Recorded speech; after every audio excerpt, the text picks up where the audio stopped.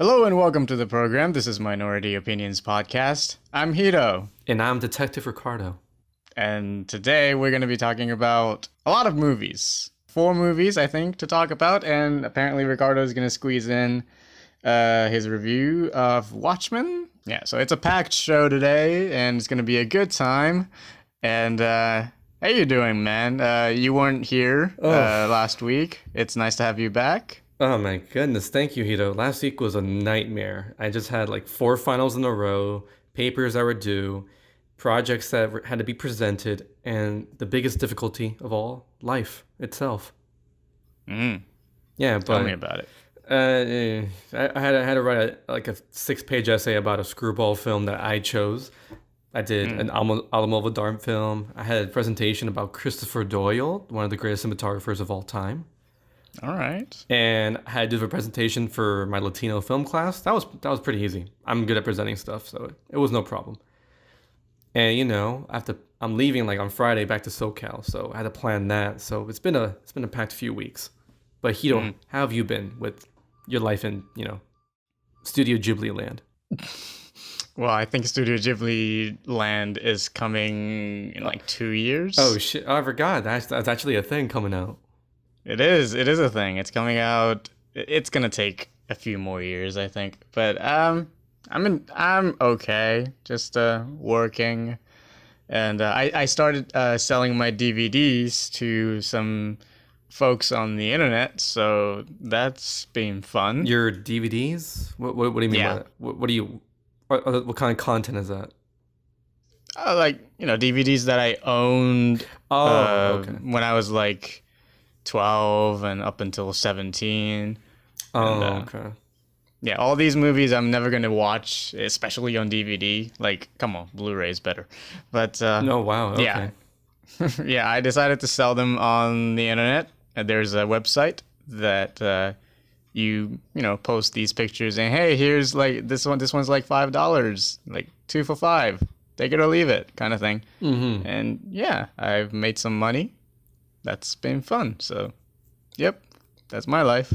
Wow. Okay. Did not expect to hear that, but that's how film nerds be like. Oh, I hate that term, film nerds. I don't like that. Just film people. Film people. I don't like hearing cinephile. I don't like hearing film nerds. I just it makes me feel gross. I don't like hearing that. I don't know. I mean, cinephiles, I'm fine with it, but film nerds, yeah. Yeah, it reminds me of those people who like resonate too much with Joker, and they're like, "Yeah, man, I'm a cinema nerd." I'm like, "No, you're just weird." Yeah. You relate to a terrorist way too closely. Yeah. Yeah, And you're probably white. probably, I don't know. Too many people I know resonate with Joker. Yeah. Check out the review. I wasn't a fan of it. Yeah, I liked it a little more than he did, but yeah, check out that review. So before we get into the actual reviews, go subscribe and review us on the Apple Podcasts. Leave us a 5-star review, and we will read it out loud on the show. You can also follow us on Twitter at MinorityOpod. You can follow Ricardo on, I always forget your Twitter handle. It's Ricky Ricardo 76. And you can follow us on Spotify, Google, Stitcher Radio, pretty much every major podcast network. And you can also send us a letter at minorityopodcast@gmail.com, all in lowercase. And with all that out of the way, let's talk some movies.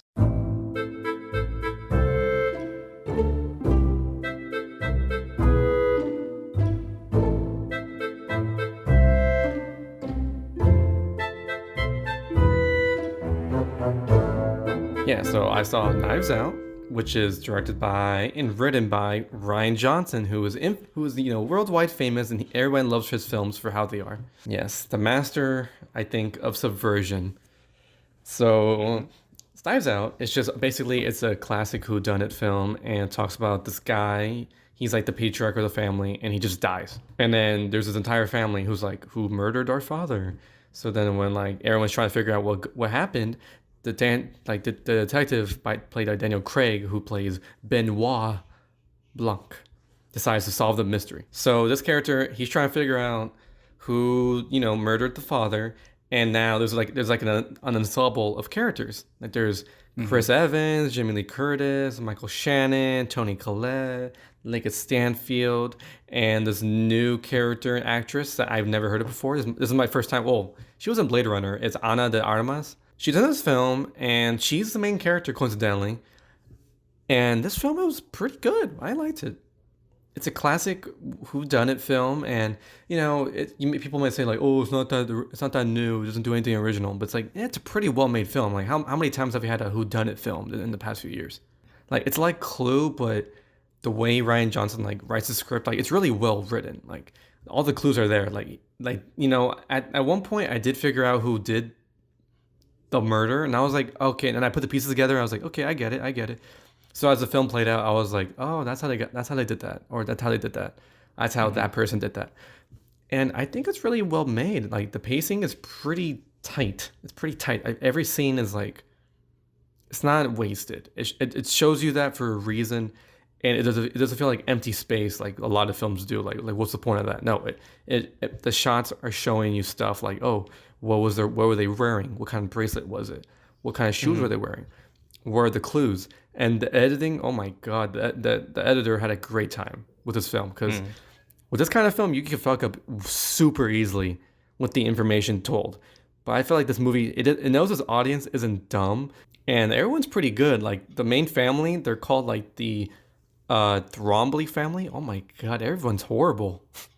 You just want to punch them in the face. They're so disgusting and terrible. Like, everyone does a really good job. Like, Michael Shannon is like talking shit about his sister. He's like, oh yeah, I felt she didn't actually earn her wage. And then like Toni Collette is like this Southern girl, white girl, and she's like, oh my god, and like she's hilarious. And like Lincoln Stanfield is just like this groovy, wise talking detective who wants to do the best. And then Daniel Craig is just like, I know I could solve this mystery the way I can. Like, he's such a eccentric detective, kind of like not cartoony, but he definitely has a personality that's like quotable. And like Ana de Armas, like she's pretty good. I love her acting. I'm so excited for her to be in like a new James Bond movie. Like, she's got a cool personality. I love her acting. She's pretty dramatic. There was one thing about her character that made me go, like, I feel like they just put that in the film for plot reasons, but disregarding that, it works in the film. It might make you go, It's a plot mechanic that might be questionable, but it does work the way Rian Johnson formats it. So for all you haters of Last Jedi, this guy knows how to make films, so don't bully him. It's the best Star Wars movie. I don't know about that. I will respectfully disagree with you on that. But yeah, it's pretty good. I mean, soundtrack's pretty good. It's a classic like detective story, like a lot of like violins, like do do do do do do do do do. And the story is pretty, mischievous. Like, along the way, you will be like, whoa, oh my god. And I won't give away because this is like a lot of the story, but it's very political. There's a lot of politics in this movie that seems very modern. Like, this is definitely a post-2016 film. There's a lot of themes that you would never expect coming into this movie, and it does it really well. Like, I left the theater thinking like, yeah, I love this shit. And I definitely recommend it. It's pretty good. It's weird that it came out on Thanksgiving. Like. It's like, what movie are you gonna watch on Thanksgiving? I Out for like turkeys, I don't know why he released it on Thanksgiving, but pretty good day to watch it. I definitely recommend it to any of our fans out there. How's Chris Evans' sweater? Why are people talking about that? I don't get it. I don't know. I don't get it. I mean, he had a nice sweater. I liked it, but it's like, what's the big deal with it? It's a sweater. He looks good in it. He's Captain America. What else? Yeah, that's America's ass. And that's his biceps. You don't see his ass the entire movie. You see his well-dressed, entitled ass self. The character, not Chris Evans. Yeah. I'm gonna get like a bunch of mobs outside, like, you disrespected my queen. I'm like, whoa. Like, but yeah, I definitely recommend it. Big thumbs up, green thumbs up.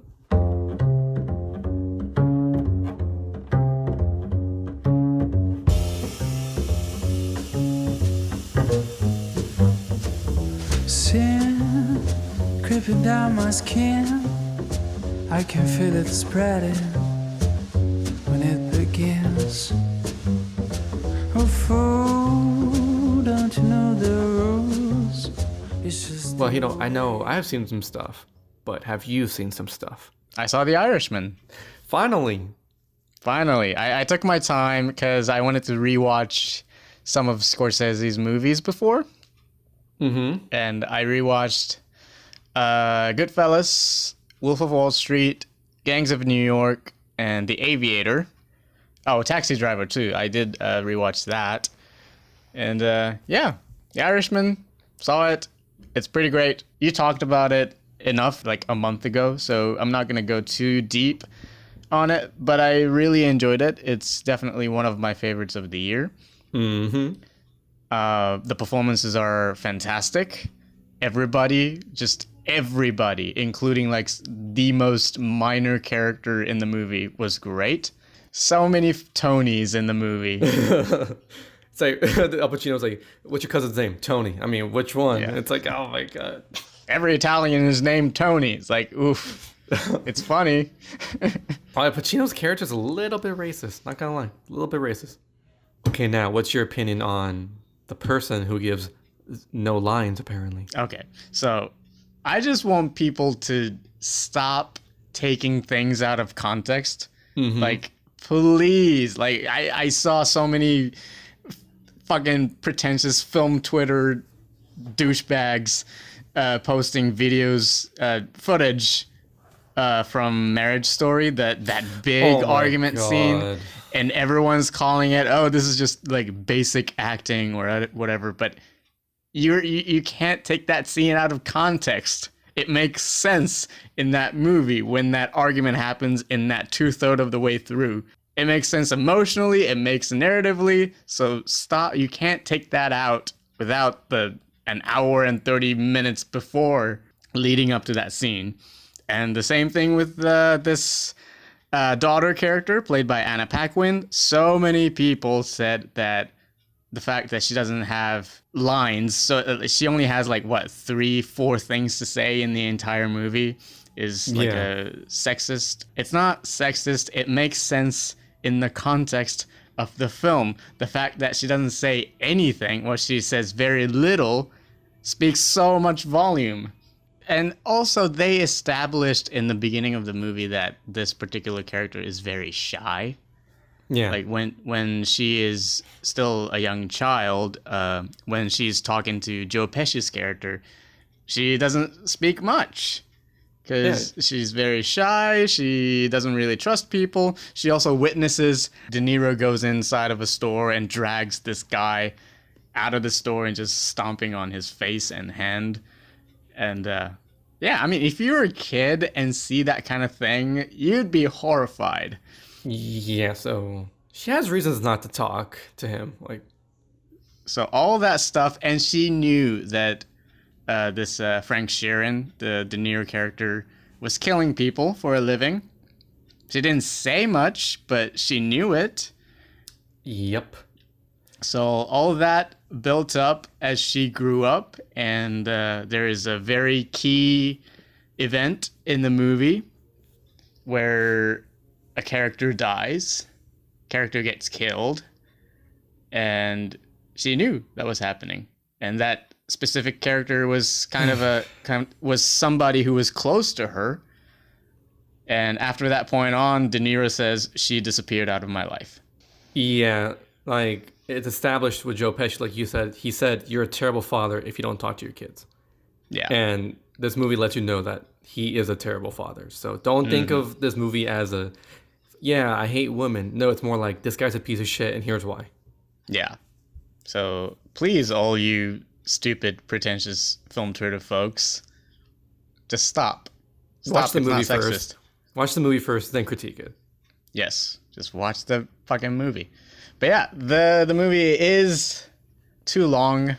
It's 3 hours and 20 minutes. I did feel the length towards the last third. But I did find this really just infinitely fascinating. And I knew nothing about Jimmy Hoffa, nothing about Frank Sheeran.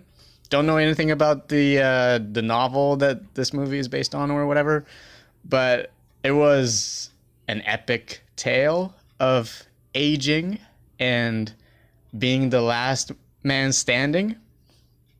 The last third is really depressing. It was hard to watch. It was really hard to watch. It's like seeing your favorite character in a TV show die, and you're just like, can I keep watching this? so many of Scorsese's other mob movies often glorified gangsters, but this one kind of says the opposite. Like, it's not really cool to be a gangster. Like, there's so much Consequences. consequences, and it fucks you up. It fucks your life up. It fucks just everything up. You can't have a proper relationship with your family members. You can't have friends outside of this dark underworld. It sucks. It sucks being a gangster. It's really well made. It's a really great movie. I'm willing to give it another shot in like a few months or so. Yeah. Because it's a very long movie. But I thought this was really great. And if you're interested in seeing some mob movie that's not really about violence, check it out. I'm glad this is on Netflix. I'm glad movies like Marriage Story and this are on Netflix, so I can watch it pretty much anytime. And Meyerowitz Stories. Recommendation, watch Meyerowitz Stories by Noah Baumbach, starring Dustin Hoffman, Adam Sandler, and Ben Stiller. Still haven't seen it, so It's really good. Yeah, I'm gonna check it out. But yeah, overall, Irishman, really good. One of the best films of the year, without a doubt. And just watch it over the Christmas break. Yeah, you have time. What are we gonna do? Watch The Office again? Ugh, please. Or Friends? No, that's more accurate. Ugh.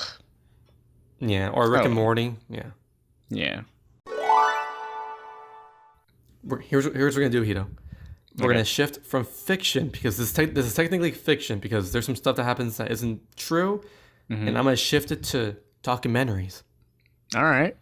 We rarely talk about documentaries, don't we?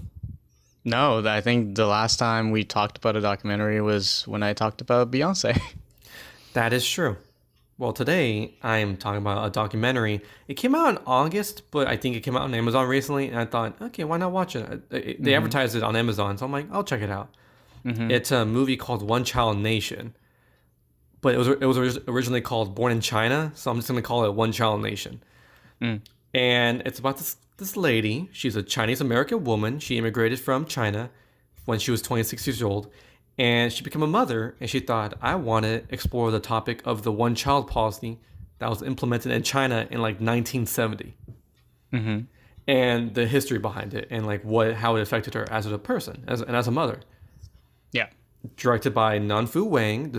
I believe this is the first documentary that she recorded herself. Like it was kind of like an emotional backtrack of her life. Like she went back home with the Canon and she recorded several interviews with different people who lived in her hometown and around China who were alive during the one child policy. And oh my God, this movie is depressing.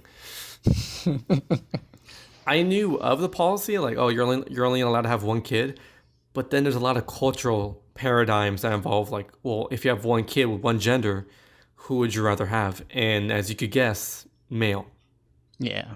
Because they wanted to preserve the family name, so it was a lot of disturbing imagery where people would get their female babies and just drop them off in the middle of the street.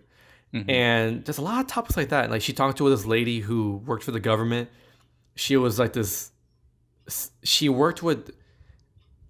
Her job was to abort children for the families who weren't allowed to have more than one kid. Like you had to get a permit to have a second child. And the filmmaker, like Wang, she uses interviews very efficiently. Like she correlates their interview with like paperwork and imagery of the actual event. So like it would be the interviewee and then footage of other people working in that industry, like performing abortions. And it is very disturbing. Like a lot of people had to use the phrase, "We had no choice." And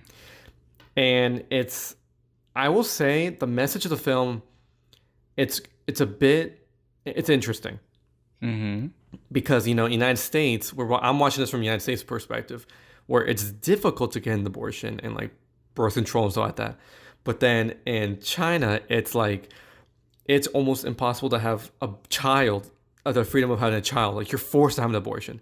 So it's like, ooh, this is very different.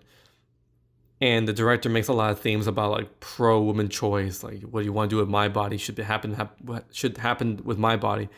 And there's a lot of perspectives from the government side, like, okay, why are we doing this? What's the purpose of this? It was really disturbing to see the government's perspective, because they would use like propaganda, like imagine Coco, but Coco singing like only one child's better than two. It's like, oh my god, it's definitely it's a slow-paced movie that takes its time to tell you all the information, because even though it is like filmed from a personal, like first-person perspective, not first person, but a personal experience, it makes sure that it uses its information correctly. Like, it talks to reliable sources. It doesn't try to not lie, but because documentaries are none of it's objective. There's a lot of like subjective views to it. And I think this film does a good job at explaining things from a neutral standpoint, but it's kind of hard to argue killing babies for women without choice. Like, it's kind of hard to argue that. Yeah. I definitely recommend this movie because it's on Amazon. It's a topic that, like, because they barely like repealed the One Child Act in like 2015. Yeah. Because they realized, there's too many old people and there's not enough young people. So there's definitely going to be like a cultural shift. Like, there'll probably be like a two-child nation documentary part 2. You know what I mean? Because China, like kind of like United States, all those boomers are dying. Like, yeah. Yeah, so I'm excited. I mean, not excited. That sounds really... I'm United States, I'm excited. China, you do you. But I think it's a very informative documentary that I feel like people should really watch. Even though like you might not know much about it, it gives you a perspective on like how other countries control the population, because China and India are like the top 2 right now, right? Yeah.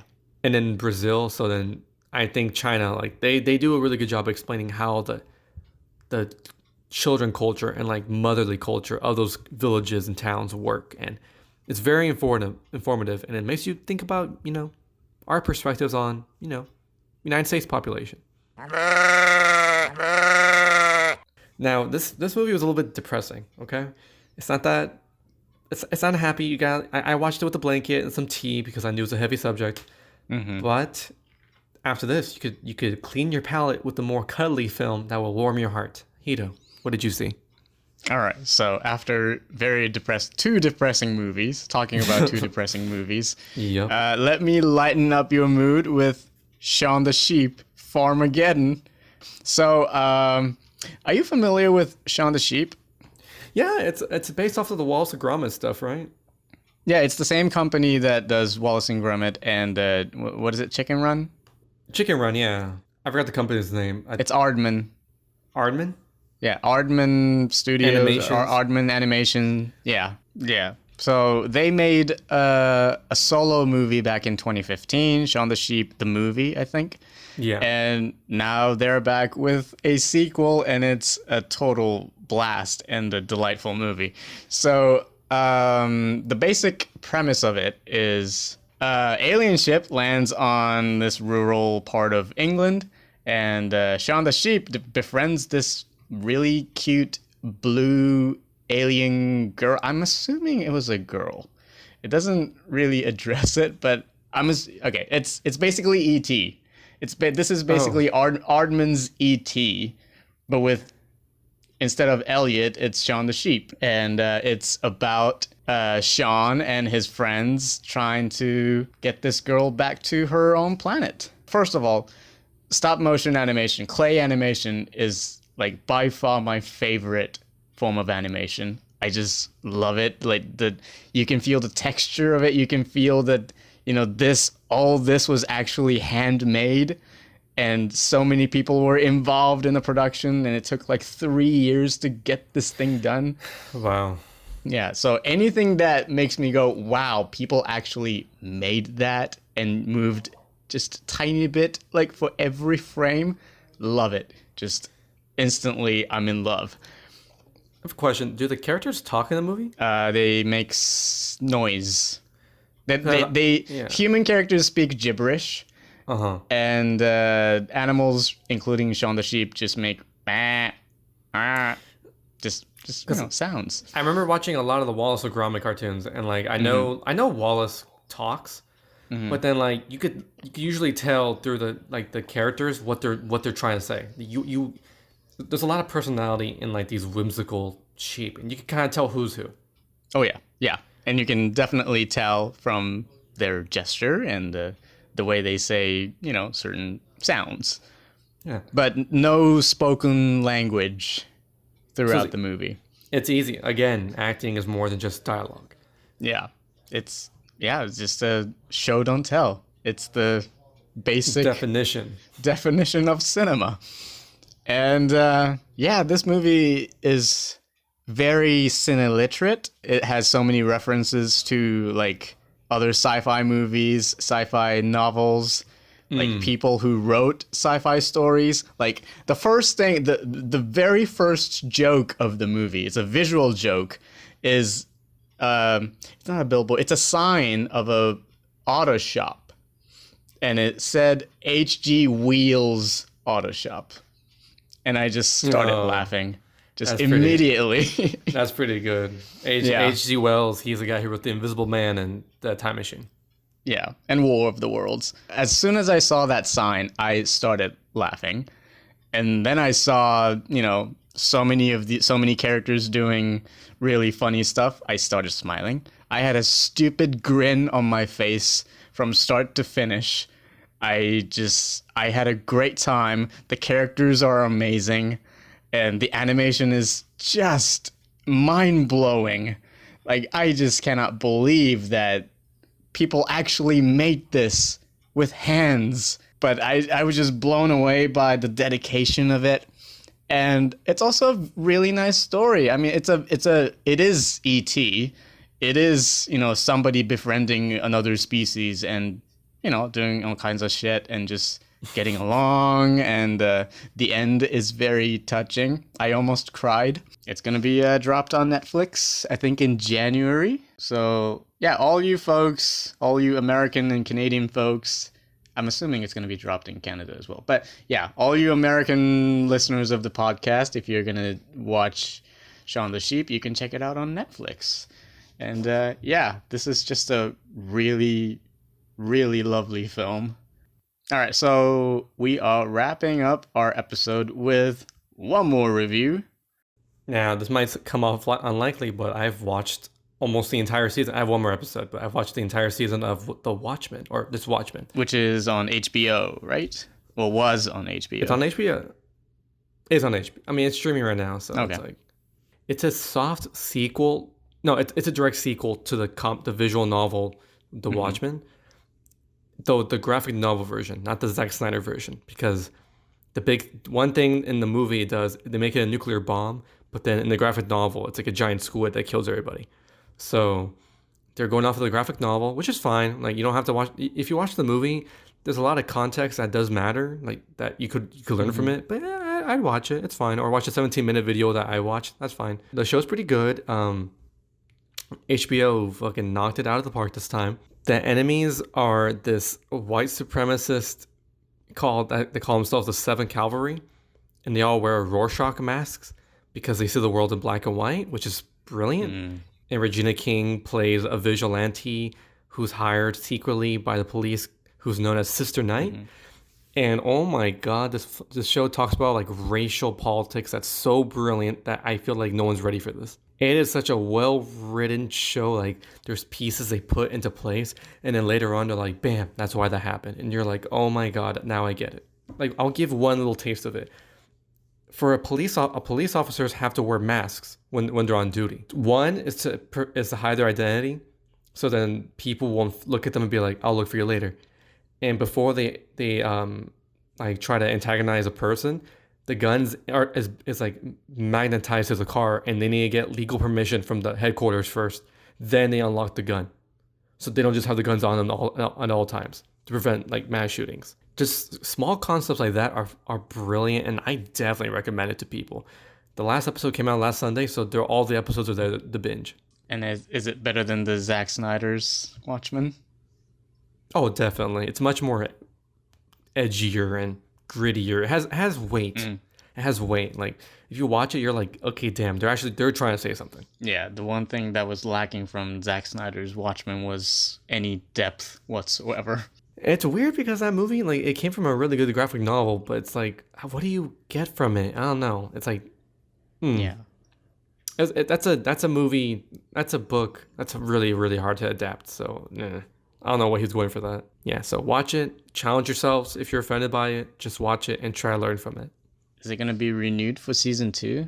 I have no idea. They haven't confirmed anything. Like, I just ended recently, the season, and if they wanted to end the series like just like that, that works.